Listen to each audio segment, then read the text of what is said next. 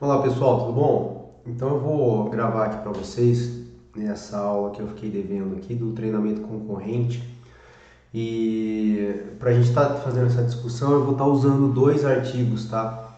Os dois já coloquei lá na nossa pastinha. Esse daqui é uma revisão do Gustavo Nader, achei bem interessante.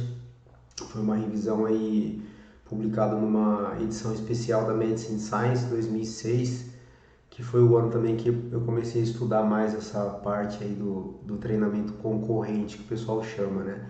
E eu vou usar essa outra um pouco mais recente, aqui 2016, de um simpósio que teve sobre treinamento concorrente aí, e fechou algumas coisas interessantes aí pra gente, tá? Então os artigos estão intercalados aí por 10 anos, beleza? Desculpa. Então vamos lá. Então, primeiramente, o que é o tal do treinamento concorrente, né? A gente tem uma figurinha nesse artigo aqui que eu acho muito interessante, que eles colocam aqui várias modalidades esportivas, né? E é sempre interessante a figura, né? Porque sempre acaba caindo naquilo que eu discuto com vocês, né? Tudo isso que a gente faz aí de treinamento físico veio do esporte, né? Essa figura eu acho muito interessante, que é o chamado Strength Endurance Continuum, que ele coloca dois triângulos invertidos aqui, ó, no eixo Y, onde ele coloca alta requisição aqui de resistência, e ele coloca algumas adaptações relacionadas à resistência, que é a capilarização, a alta densidade mitocondrial, o consumo máximo de oxigênio, a potência aeróbia como um todo, né, que na verdade é sinônimo de consumo máximo de oxigênio. E lá em cima ele coloca a força. Vamos colocar força e potência, né? Força, potência, hipertrofia, recrutamento de unidades motoras, enfim.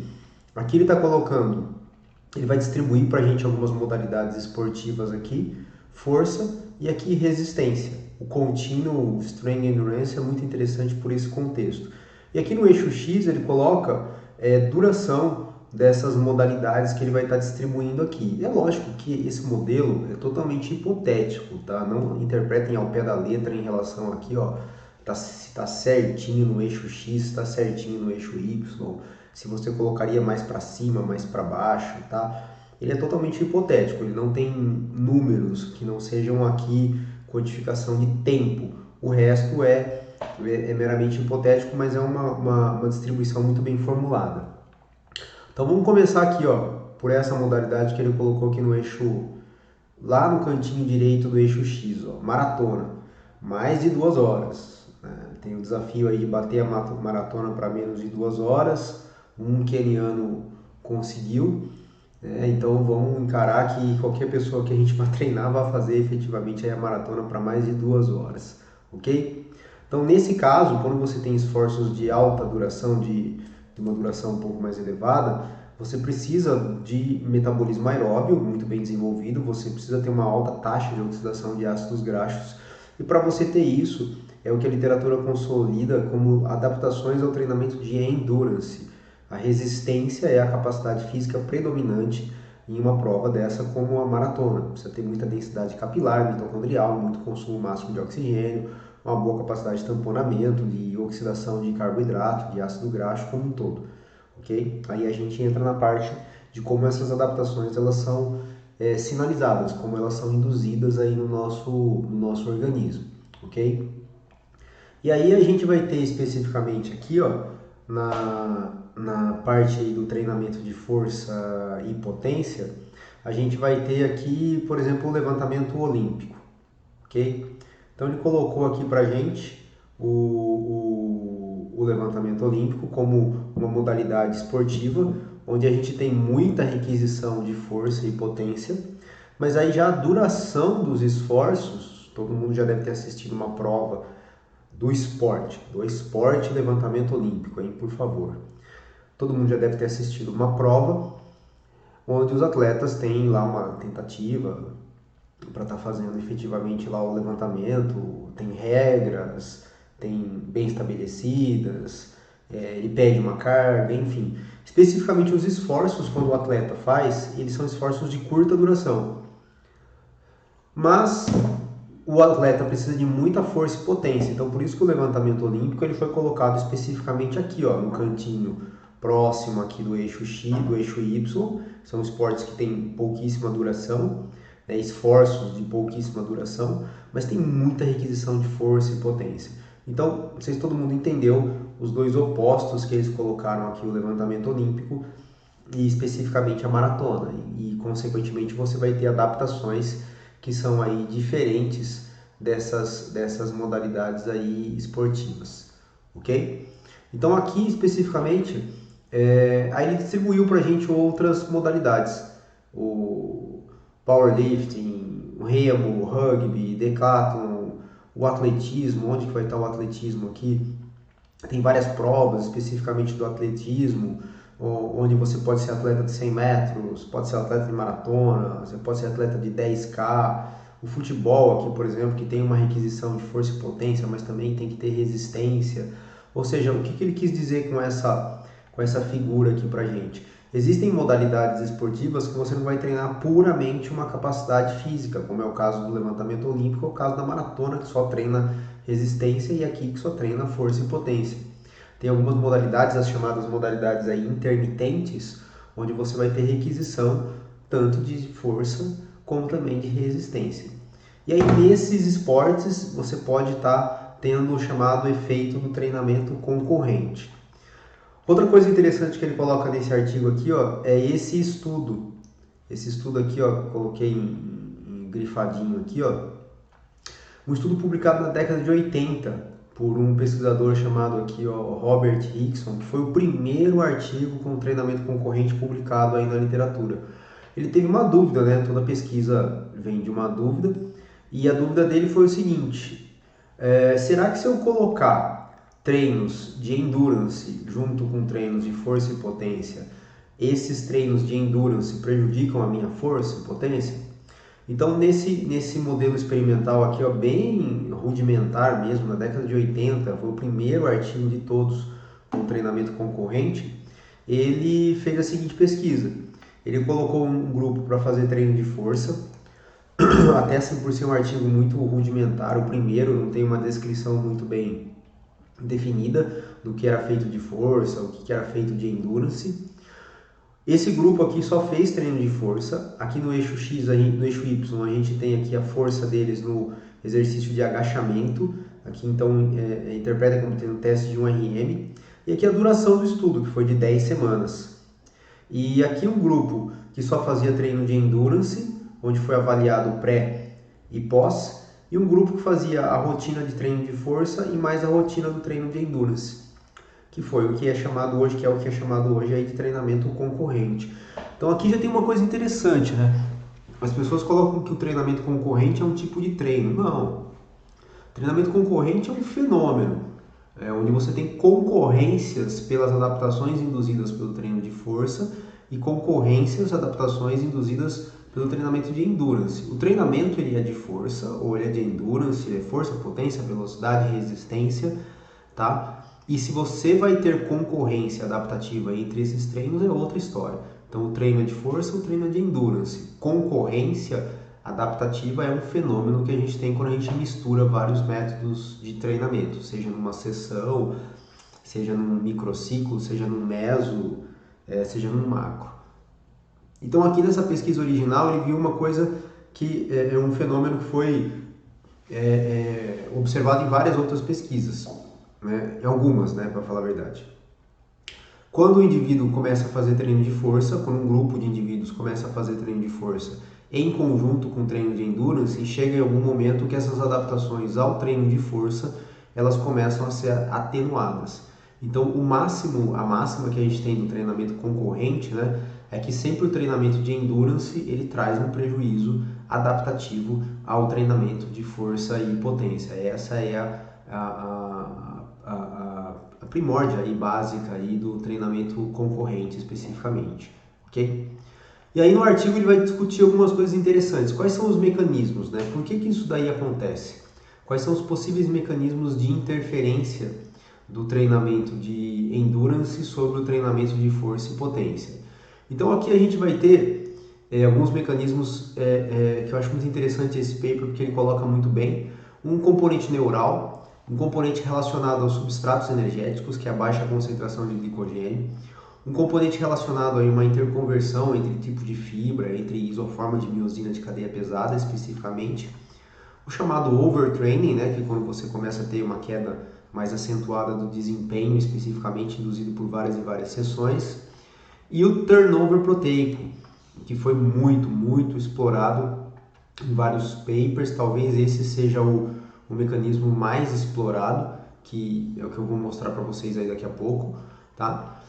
Mas aqui especificamente dos três mecanismos, o neural ele envolve uma concorrência por recrutamento de unidades motoras, sendo que unidades motoras do tipo 2 são recrutadas com esforços de alta intensidade, e quando você faz treinos de endurance de mais baixa duração, mais baixa intensidade, desculpa, e longa duração, você tem um prejuízo em relação aí à taxa de disparos, potenciais de ação. Fibras do tipo 1 são consideradas fibras de baixa frequência de estimulação, então você tem um prejuízo em relação ao recrutamento de unidades motoras e que algumas pesquisas analisam isso com eletromiografia. Glicogênio. O que acontece quando você faz treinos de endurance? Você depleta muito mais glicogênio do que efetivamente treino de força e potência. Não estou falando que treino de força e potência, dependendo do volume e da intensidade, não tem uma depleção de glicogênio. Obviamente que tem. Mas o treino de endurance, por ser mais volumoso, parece que a literatura coloca que a depleção de glicogênio é maior no treino de endurance e isso acaba trazendo alguns prejuízos através até de vias de sinalização de síntese proteica que são glicogênio dependente. Interconversão de isoforma de miosina, isso daqui não é muito bem consolidado, porque independente do tipo de treino que você esteja fazendo, você sempre tem uma interconversão de 2x para 2A. O overtraining é mais nebuloso ainda, e o turnover proteico é o que é mais estudado e reportado na literatura. Então esse daqui que eu vou agora discutir um pouquinho com vocês, que é o que vocês mais vão estar vendo em alguns artigos do treino concorrente especificamente, tá? Então vamos lá. Aqui a gente tem duas viazinhas de sinalização de síntese proteica colocadas na nossa célula, tá? Então toda vez que você faz, por exemplo, uma sessão de treino de endurance, o treino de endurance ele é um grande estimulador da atividade dessa enzima, chamada AMP quinase, é uma quinase dependente de AMP. A gente aumenta muito a concentração dela nas nossas células devido à diminuição de concentração de glicogênio, principalmente. Aumenta o cálcio intracelular, você tem um aumento na estimulação dessa enzima que é cálcio com calmodulina, e você tem estimulação de alguns fatores eucarióticos de iniciação nos nossos ribossomos, mas que levam aqui a principalmente essa adaptação ao treino de endurance, que é o aumento na biogênese mitocondrial. Por outro lado, desculpa, quando a gente tem adaptações aí no treinamento de força e potência, ele estimula outra via de sinalização, que é a via da PI3 quinase, da AKT, né, que é chamada aí proteína quinase B, mTOR, P76 quinase, que nem está sendo sinalizada aqui, e você tem a síntese de outras proteínas, que são proteínas miofibrilares. Ou seja, independente do treino que você esteja fazendo, você está fazendo proteína. Você está sintetizando ou proteína miofibrilar ou proteínas aí que melhoram a eficiência metabólica, como no caso mais mitocôndria, mais enzimas da via oxidativa, enfim, tudo mais. O probleminha é que o pessoal começou a descobrir na literatura, quando você mistura todas essas vias de sinalização, é que você tem uma estimulação aqui de mTOR inibida por uma maior ativação de AMP quinase e do TSC1,2, das sirtuínas também, que não estão colocadas aqui nesse esquema.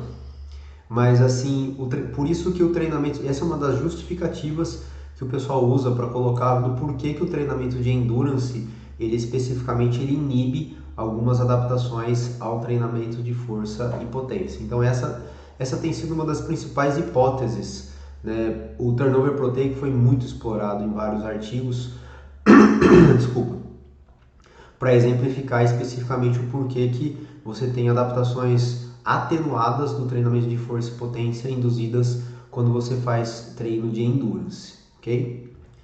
Só que aí que entram os pormenores do negócio, né? Quando o pessoal começou, isso daqui é um artigo de 2006, inclusive saiu de uma revisão, uma edição especial dessa revista aqui da Medicine, Science, Sports and Exercise, que que foi dedicada inteiramente ao treinamento concorrente, nessa época aqui da carreira acadêmica, aqui, vamos dizer, de todos esses pesquisadores, né, da pesquisa como um todo. Só que aí quando o pessoal começou a investigar o treino concorrente nos laboratórios, começou a ter algumas coisas estranhas, porque esse modelo aqui especificamente, onde você tinha uma atenuação da força induzida pelo treino de endurance, você tinha menos hipertrofia, ele não acontecia. Várias pesquisas não conseguiam comprovar ou muitas vezes observar esse fenômeno do treino concorrente. E as pessoas faziam treinos de força junto com endurance, e às vezes o treino de endurance até potencializava os ganhos hipertróficos, os ganhos de força. É uma coisa muito engraçada, né, nessa época. Saía artigo assim direto e cada um mostrava uma coisa, era muito interessante, né? Ou seja, parece que as hipóteses não estavam sendo confirmadas e poucos estudos efetivamente estavam mostrando essa concorrência aqui adaptativa, essa influência negativa do treino de endurance. Aí a literatura, o pessoal foi estudando, refletindo os artigos, né? E chegaram a algumas conclusões, né? Então já vou apresentar aqui, ó, um artigo mais recente de 2016, onde o pessoal está elucidando aqui algumas coisinhas a respeito do treino concorrente. Então, é uma revisão de um simpósio onde o Coffey e o Hawley escreveram aí muito bem esse trabalho, depois até recomendo a leitura, e aí ele faz as mesmas introduções, né? A mesma historinha que eu contei para vocês, aí ele vai obviamente contar com muitos detalhes, por isso que é mais importante ler o paper do que só escutar alguém falando sobre o paper, né? O treinamento de endurance, que induz lá a biogênese mitocondrial, a angiogênese, o treinamento de força e potência, que vai induzir lá especificamente a síntese de mais proteína miofibrilar, e o fenômeno do treinamento concorrente, aí discutindo isso daí. Só que aí, revisando vários e vários artigos, ele coloca um modelo hipotético muito interessante, onde você tem aqui uma resposta adaptativa, você tem um comportamento temporal, o que pode acontecer quando você faz um único tipo de treinamento e o que pode acontecer quando você faz vários tipos de treino, e isso se configura como treino concorrente. Quando você pega esse indivíduo, um indivíduo sedentário, e ele faz um único tipo de treino, ou ele faz vários tipos de treino, olha só o que eles constataram na literatura. Você não observa nada, porque o indivíduo sedentário, ele ganha tudo de tudo. Ele pode estar fazendo treino isolado, vamos dizer assim, só força e potência, ele pode estar fazendo treino concorrente, fazendo tudo de tudo, ele ganha tudo, né? O indivíduo sedentário, ele não é um bom modelo, né? Uma boa pessoa para a gente estar estudando algumas adaptações específicas ao treino, quando a gente quer especificar um pouco mais essas adaptações, porque ele se adapta a tudo, a qualquer tipo de treino. O problema é quando essa pessoa ela vai ficando moderadamente treinada a altamente treinada. Aí você começa a ver algumas adaptações atenuadas, algumas adaptações, aí algumas respostas mais mitigadas, vamos dizer assim, como o treinamento concorrente. Você tem algumas adaptações que não acontecem na mesma magnitude quando o indivíduo é altamente treinado, né? O princípio da especificidade do treinamento, ele é muito mais incisivo no indivíduo que é altamente treinado, não necessariamente no indivíduo sedentário. Beleza? Então esse é um dos cuidados que a gente tem que tomar na interpretação aí desses estudos com treinamento concorrente, né? Porque se você pegar indivíduos sedentários, né, ele pode fazer um único tipo de treino, ele ganha tudo de tudo praticamente quando ele faz treino concorrente. Agora o treinado não, ele tem ganhos muito específicos dependendo do treino que ele acaba fazendo, tá? Então esse é um cuidado que a gente tem que tomar quando a gente analisa especificamente vários artigos aí sobre o treinamento concorrente, que hoje a literatura coloca muito bem que você tem que fazer um discernimento do nível de treino das pessoas que você está efetivamente analisando. Beleza? Tranquilão? Então eu finalizo aqui a minha fala e aí eu deixo para vocês fazerem algumas perguntas aí durante a semana. Recomendo que leiam com mais detalhe, obviamente, todos esses artigos aí os artigos aqui que eu citei, né, que eu usei aqui na discussão. E fico no aguardo aí, gente. Abraço.